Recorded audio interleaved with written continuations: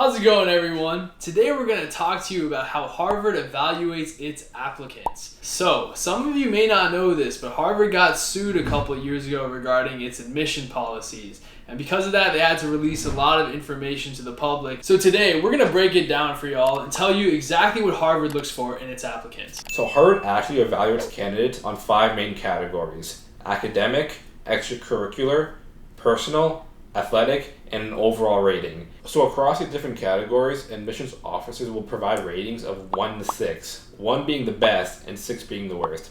And for a more nuanced rating, they could add a plus or a minus, like a 2 plus versus a 2 minus. But it should be noted that a 2 plus and a 2 minus are very different ratings. And we'll get into that later, but first up, we'll look at academics. So one of the main categories is academics. And this includes your GPA, your test scores, AP exams, your course rigor, and your academic experiences outside of the classroom. So this is how the rating goes. An academic rating of 1 entails a potential major academic contributor, summa potential, genuine scholar, near perfect scores and grades. In most cases, it's combined with unusual creativity and evidence of original scholarship. So, through your own research, academic competitions, and you want international or national level recognition to get a 1. An academic rating of 2 entails an excellent student with top grades and test scores. This means SAT and SAT subject test scores should be mid 700 and up, or in terms of ACT, 33 and above. And along with this, you need possible local, regional, or national level recognition in academic competitions or academic interest outside the school. An academic rating of 3 entails solid academic potential. It's a very good student with excellent grades and test scores. The SAT and SAT subject test scores are mid 600, low 700. ACT is between a 29 to a 32. An academic rating of 4 implies adequate preparation. These are the students with respectable grades and low to mid 600 scores on the SAT and subject test, or 26 to 29 ACT.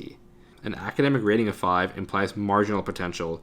These are the students with modest grades and 500 scores on the SAT and SAT subject test, or 25 and below on the ACT.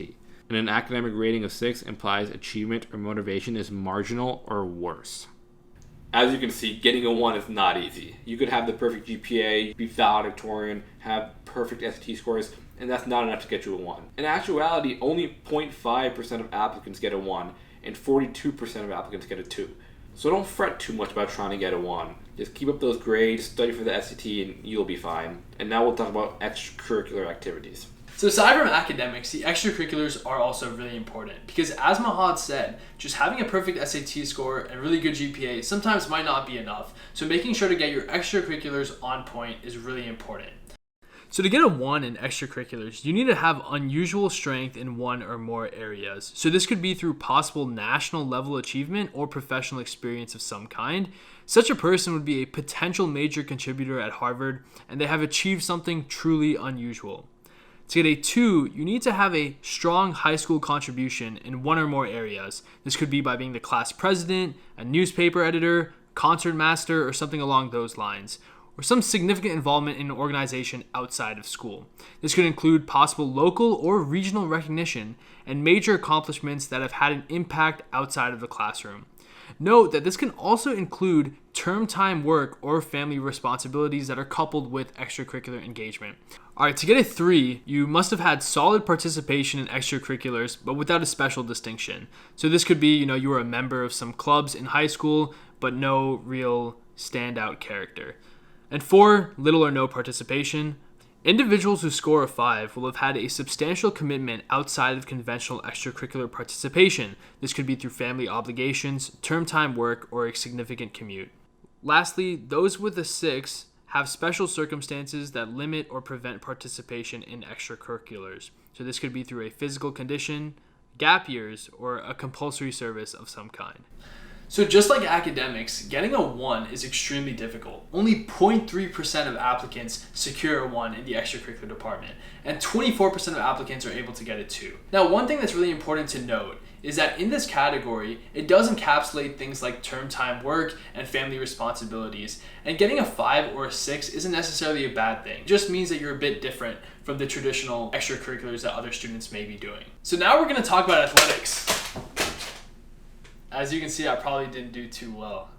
So, Harvard's a D1 school, so obviously we care about our athletics. We have our own category for athletics in our rating system, so we'll dive right into that. To get an athletic rating of 1, you need to be a strong prospect for varsity sports at Harvard. You need to be desired by Harvard coaches, or you need recognition for individual athletic achievements or championships at the national, international, or Olympic level.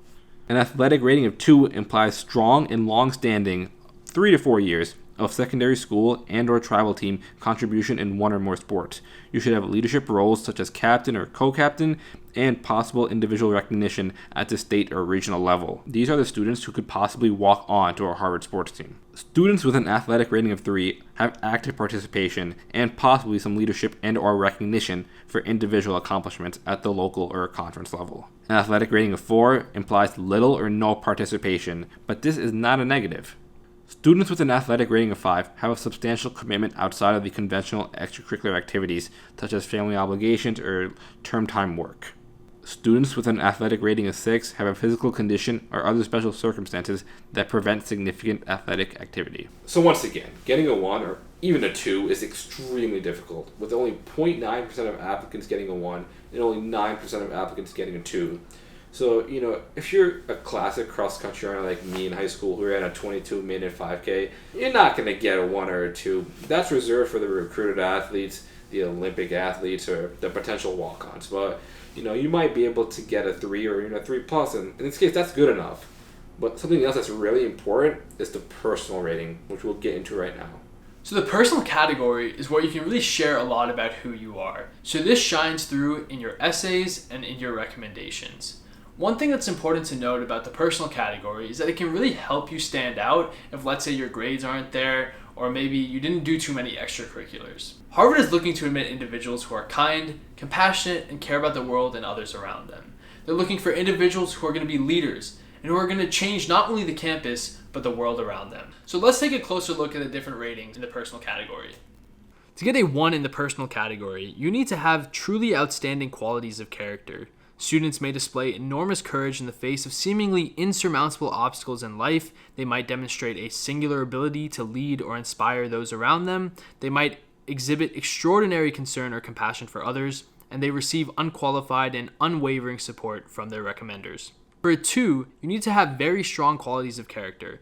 You may demonstrate strong leadership, a level of maturity beyond your years, exhibit uncommon genuineness, selflessness, or humility in your dealings with others, or possess strong resiliency and also have very strong support from your recommenders. For the personal category, it is important to distinguish between a 3 and a 3+, because those are quite different.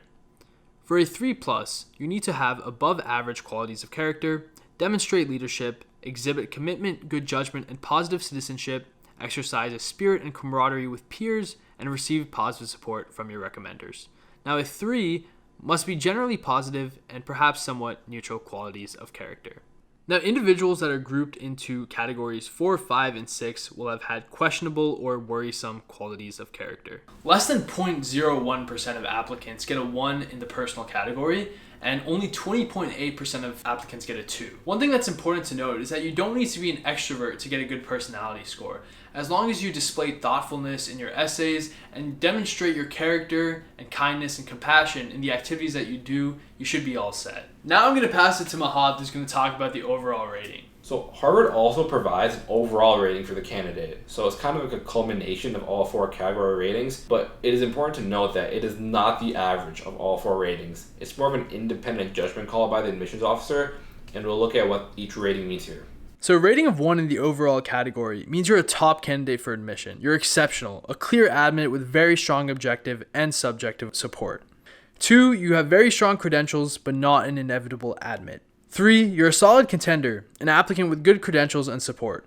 3- is somewhat neutral. You have respectable credentials. A 4 is neutral, generally respectable credentials. Anything above a 4 is a negative. Credentials are generally below those of other candidates. There's some things that, just don't fit very cleanly into some of these categories, right? And so the overall category is there for the reader to kind of evaluate you holistically, to be able to depict what they think about you and how you really fit at Harvard. What's also super interesting is the fact that if you get a 1 in any category, your chances for admissions skyrocket. If you get a 1 in academic rating and no other ones, you have a 68% chance of admission.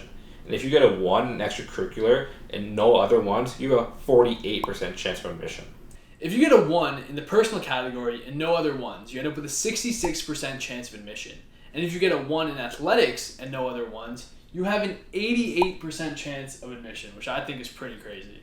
So your best shot at Harvard is becoming a varsity athlete at this point. No, it's not just a varsity. To get a 1 on something, you have to be really Olympic level, gold medal type. Yeah. No. So don't think just because you're quarterback for your high school team, you're 1 on. Gotta do a little better than that. Yeah. But even then, if you get no 1s and you manage to get 3 2s and maybe a 3, your chance of admission is 43%. And if somehow you manage to scrape away 4 2s, that jumps up to 68%. Now, if you get no 1s or 2s, chances of getting into Harvard are slim, but they're still there. What's the number? If you get no 1s or 2s, you have a 0.1% chance of getting into Harvard. It's not as high as some of the others, but there's a chance. I always like to think that, where there's a chance, there's the possibility that you can obtain that chance, because that's how chance works. So good luck. So while it may seem daunting to be rated by these admissions officers on the scale, a lot of stuff happens behind closed doors, and we'll never truly understand what gets one kid admitted. So the best advice I can give to you is, keep up your passions, keep up those grades, keep up the extracurricular involvement, and, just keep being you. And if all else fails, you can just donate a building.